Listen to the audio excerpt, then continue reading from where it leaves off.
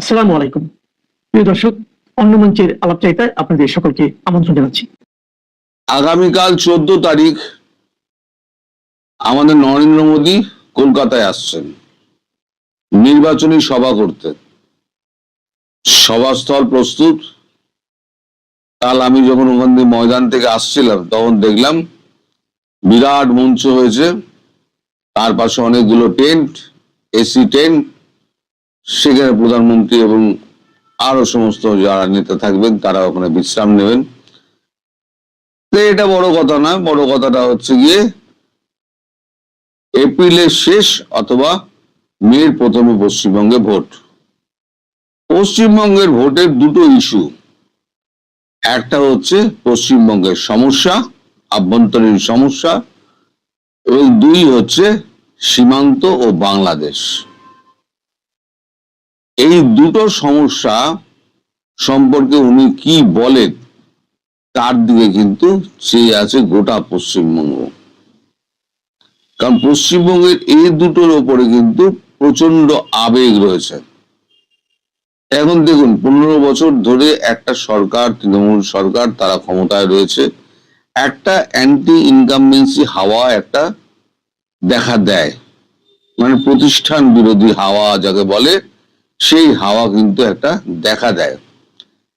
এখন প্রতিষ্ঠান বিরোধী হাওয়া যতই থাকুক, মানুষের সেন্টিমেন্টকে যদি নরেন্দ্র মোদী অগ্রাহ্য করেন, তাহলে নরেন্দ্র মোদী হাজার চেষ্টা করলেও তিনি পশ্চিমবঙ্গে দাঁত ফোটাতে পারবেন না।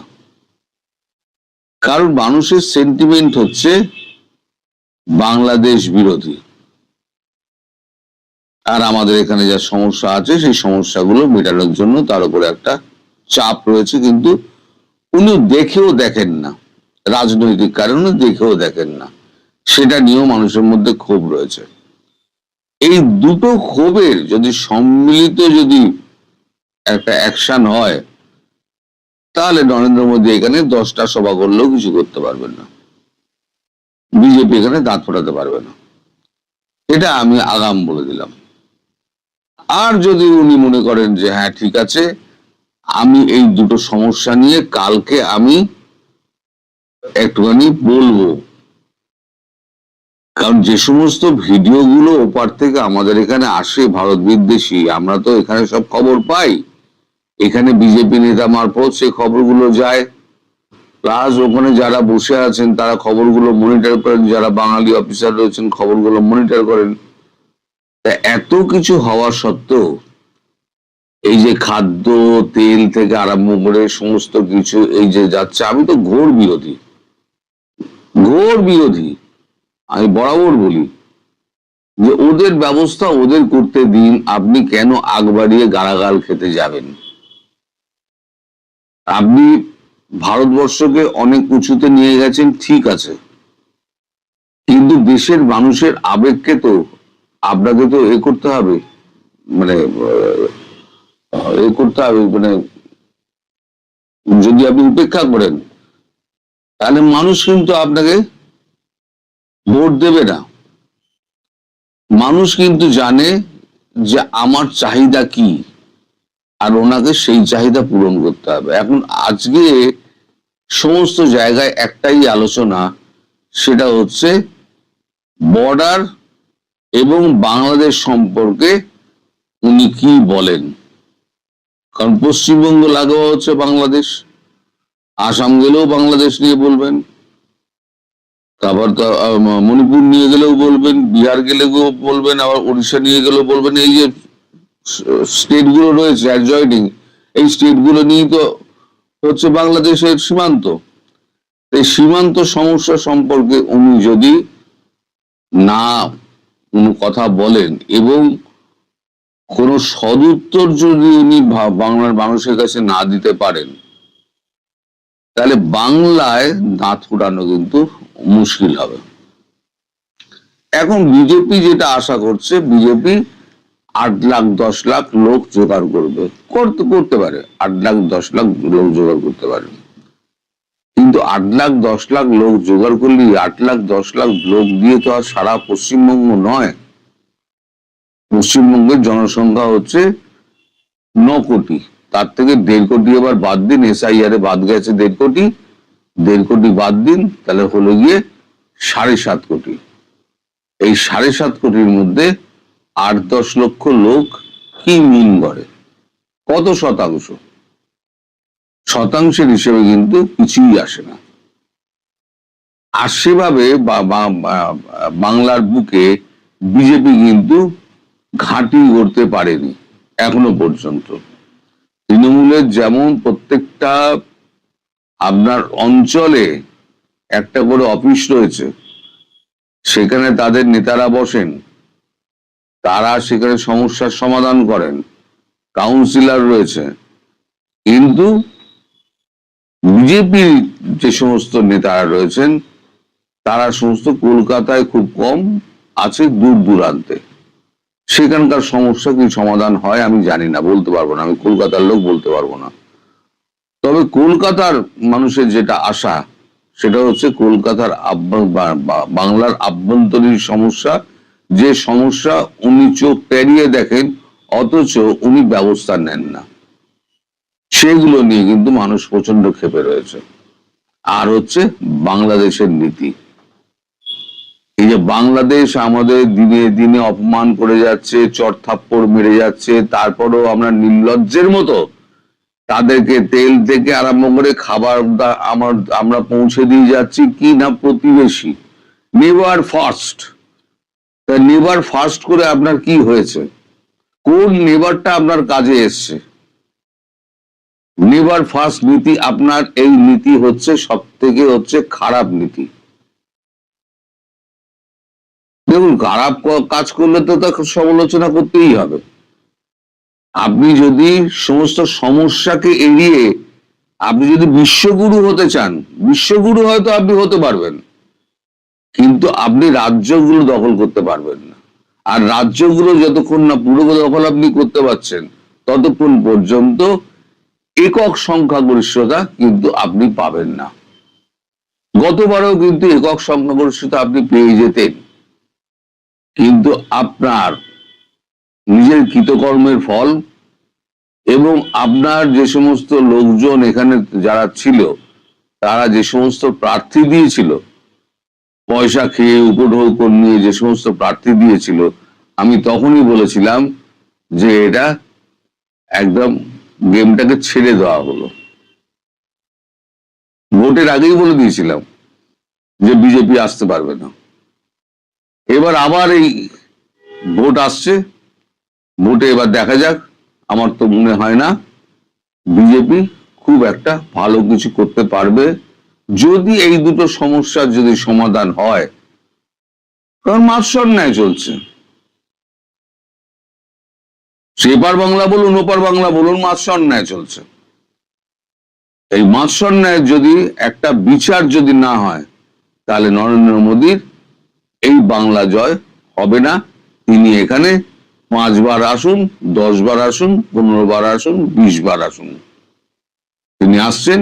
আগামীকাল কি বলেন তার দিকে বাংলার মানুষের নজর, দেখা যাক উনি কি বলেন। আওয়ামী লীগে জামাতের মাস্টার প্ল্যান, পর্দার আড়ালে ভয়ঙ্কর নীল নকশা। রাজনীতি কি তবে উল্টো পথে হাঁটছে? আমরা গত 1 দশকের বেশি সময় ধরে যা দেখেছি তা কি আসলেই বাস্তব, নাকি পর্দার আড়ালে অন্য কোনো নাটক চলমান? গভীরভাবে লক্ষ্য করলে এমন কিছু সমীকরণ সামনে আসে যা দেখলে যে কোনো সচেতন মানুষের গা শিউরে উঠবে। আজ আমরা কথা বলবো এক ভয়ঙ্কর রাজনৈতিক সমীকরণ নিয়ে, যেখানে প্রশ্ন উঠছে, আওয়ামী লীগের ভেতরে কি তবে জামাতের মাস্টার প্ল্যান এখনো জিয়ে আছে? বন্ধু বেশে শত্রুরা কি তবে ঘরের ভেতরে ঢুকে পড়েছে? আজকের বিশেষ বিশ্লেষণে আমরা এই প্রতিটি প্রশ্নের উত্তর খোঁজার চেষ্টা করব। আওয়ামী লীগের ভেতরে জামাত ঢুকে আছে। আসলে আওয়ামী লীগ যখন ক্ষমতায় ছিল তখন থেকেই জামাত আওয়ামী লীগের মধ্যে আছে। আওয়ামী লীগ প্রধান শেখ হাসিনা, প্রধানমন্ত্রী শেখ হাসিনার অফিস, প্রধানমন্ত্রীর কার্যালয়, প্রধানমন্ত্রীর বাসভবন, গণভবন, কোথাও জামাত শিবির ঢোকা বাকি ছিল না। এই যে সাম্প্রতিক সময় একটা ছবি ভাইরাল হয়েছে, আপনারা নিশ্চয়ই দেখেছেন, জামাত আমিরের উপদেষ্টা যিনি পররাষ্ট্র মন্ত্রীকে একটি চিঠি দিয়েছিলেন মন্ত্রীর মর্যাদায় উপদেষ্টা হবার জন্য, এবং জামাত তাকে অপসারণ করেছে।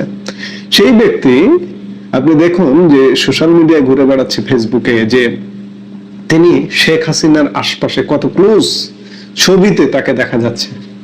এই জামাত আমিরের উপদেষ্টাকে শেখ হাসিনার পাশে কে নিয়ে গেছে? একদিন না, একাধিক ছবিতে, বিভিন্ন ছবিতে তাকে দেখা যাচ্ছে আওয়ামী লীগের নীতি নির্ধারণ পর্যায়ের ব্যক্তিবর্গের সাথে। সাবেক ডেপুটি স্পিকার শামসুল হক টুকুর সঙ্গে তাকে দেখা যাচ্ছে, যুবলীগের প্রেসিডেন্ট শেখ পরশের সাথে তাকে দেখা যাচ্ছে, শেখ হাসিনার সাথে দেখা যাচ্ছে।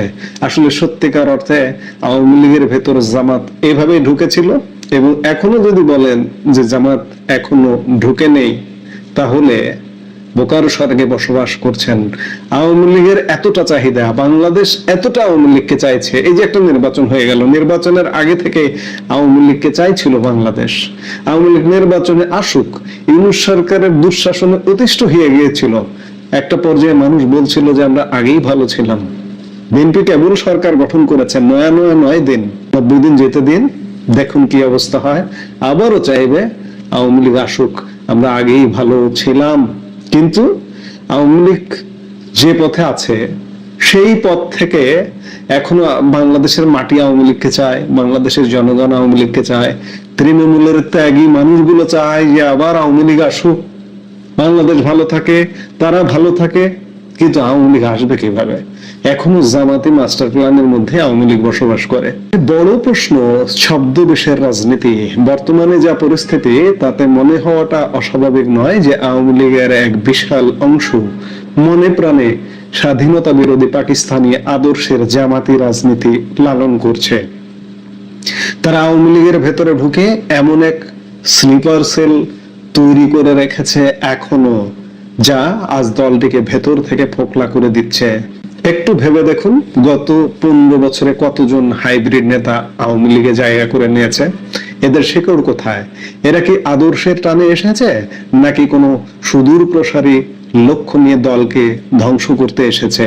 এই স্লিপার সেলগুলো আজ এতটাই শক্তিশালী যে দলের নীতি নির্ধারণী পর্যায়ে এখনো পর্যন্ত যাদের কারণে আওয়ামী লীগের পতন হয়েছে, তারা এখনো পর্যন্ত কলকাঠি নাড়ছে।